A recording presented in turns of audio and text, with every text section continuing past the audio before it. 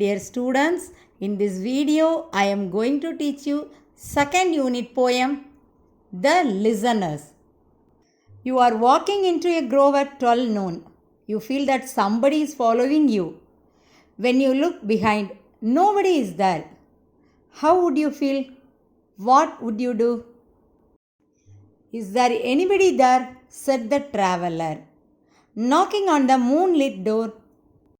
Horror movies நம்ம நிறையா பார்த்துருப்போம் இல்லையா? அதில் இருக்கக்கூடிய இன்ட்ரெஸ்டிங்கான சீன் வந்து நம்ம மைண்டில் வச்சுட்டு இந்த போயம் வந்து நம்ம ரீட் பண்ணோம் அப்படின்னா ரொம்ப இன்ட்ரெஸ்டிங்காக இருக்கும். ஸோ ட்ராவலர் வராரு. அங்கே பார்த்தீங்கன்னா எல்லாம் ஃபுல்லாக இருட்டாக இருக்குது. அந்த பிளேஸில் ஒரே ஒரு வீடு மட்டும் இருக்குது.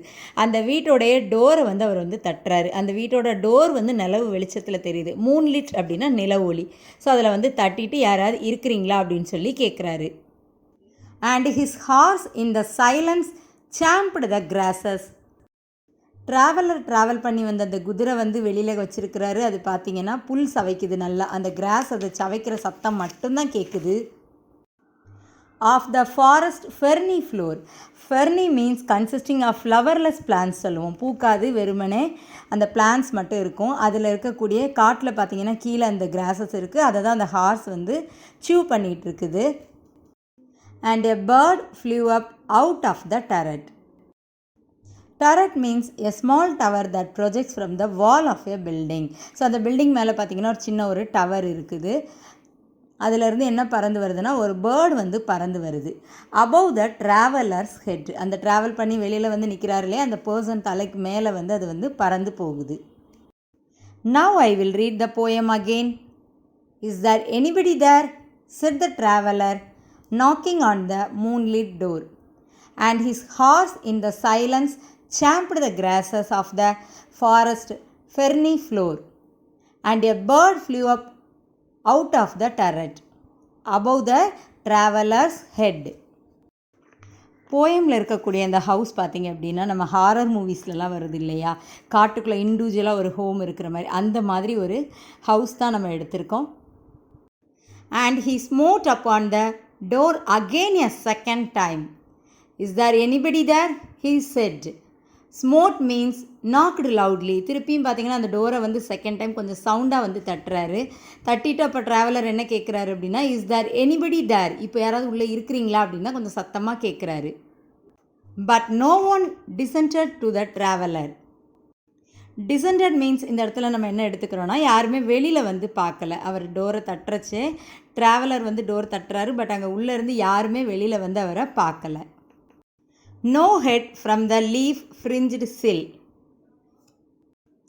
சில் மீன்ஸ் அந்த ஜன்னல் ஓரம். அந்த ஜன்னல் ஓரத்தில் கூட பார்த்திங்கன்னா யாருமே வந்து வெளியில் எட்டி பார்க்கலையாம். ஏன்னா அந்த ஹவுஸுக்குள்ளே வந்து யாருமே இல்லை. பட் இமேஜினரியாக வந்து நம்ம யாரோ இருக்காங்கன்னு வந்து நம்ம வந்து நினச்சிட்டு வந்து நம்ம வந்து டோர் வந்து ட்ராவலர் வந்து knock பண்ணிகிட்ருக்கிறாரு. leaned over and looked into his grey eyes. அந்த ட்ராவலரோட ஐஸ் வந்து ட்ராவல் பண்ணியிருக்காரு இல்லையா, ஸோ அவரோட கண்ணு பார்த்திங்கன்னா க்ரே கலரில் இருக்குது. ஸோ டோர் வந்து தட்டிட்டு யாராவது வர்றாங்களா அப்படின்னு சொல்லி ரொம்ப ஷார்ப்பாக வந்து பார்த்துட்டே இருக்கிறாரு. Now I will read the poem again. And he smote upon the door again a second time. Is there anybody there? He said. But no one descended to the traveler. No head from the leaf fringed sill.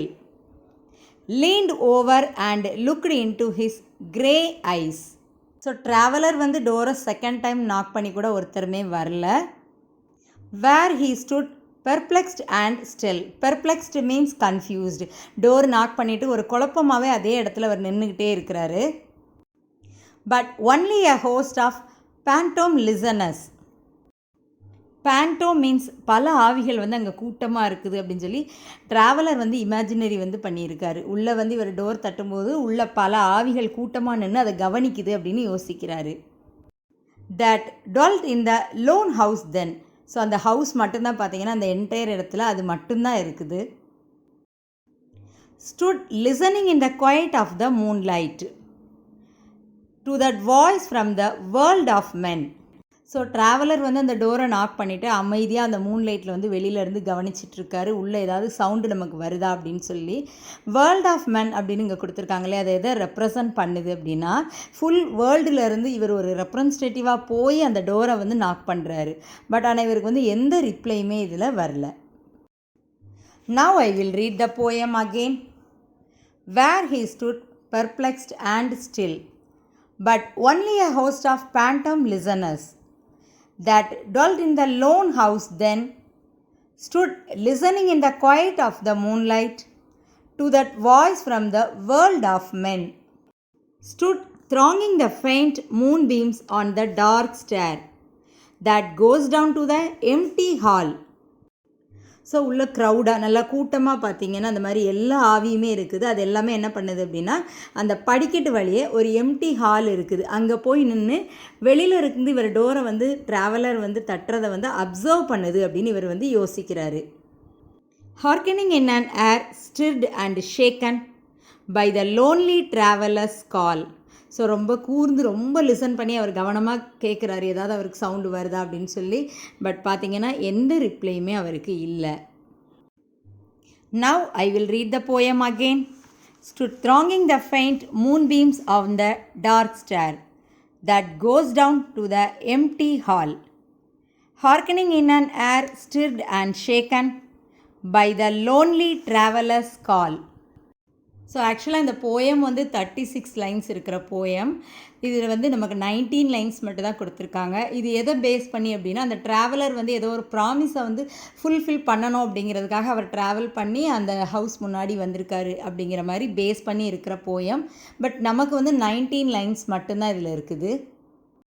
The author of the poem is Walter de la Meir.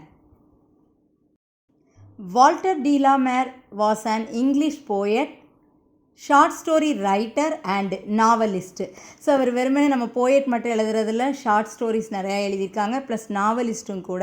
He is best known for his works for children. குழந்தைங்களுக்காக நிறையா வந்து poems எழுதியிருக்காங்க. The listeners is set to be his most famous poem.